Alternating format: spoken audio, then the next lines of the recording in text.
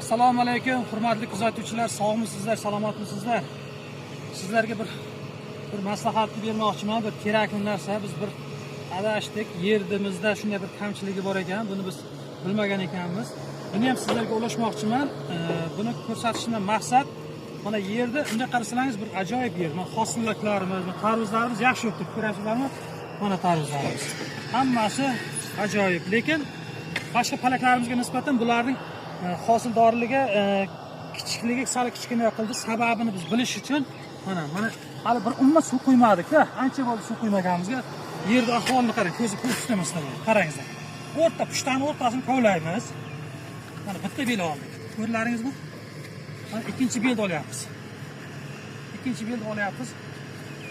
Qarangizlar. Mana oldik. Yer loy. Mana. Ko'rasizlarmi? Loy. Nima uchun loy deb so'rasalaringiz, bu suvning chiqib ketishiga xod qolmagan ichi qayerdan. Qolmaganligi uchun suvlar yig'ilib bir joyga mana shunga to'lib qolgan. Evaziga tarvuzlarimiz surmay qoldi. Mana shu holatda bu 6 agatimiz shunday bo'lib qolgan. Buni yana 3-4 bel olsak, mana bunaqa bo'lib mana. Bunga olgan joyimizni qarangizlar. Mana ko'ryapsizlarmi? Suv chiqyapti yerda ichidan. Mana shu suv chiqib qoldi. Buni biz o'yladik, nima qilsak bo'ladi, suvda qanday oldirsak bo'ladi, nima qilishni o'yladik. Buni yechimini bir qarorga keldik. O'sha qarorimizni sizlarga ko'rsatib qo'yaman. Endi videoni o'zim olsam.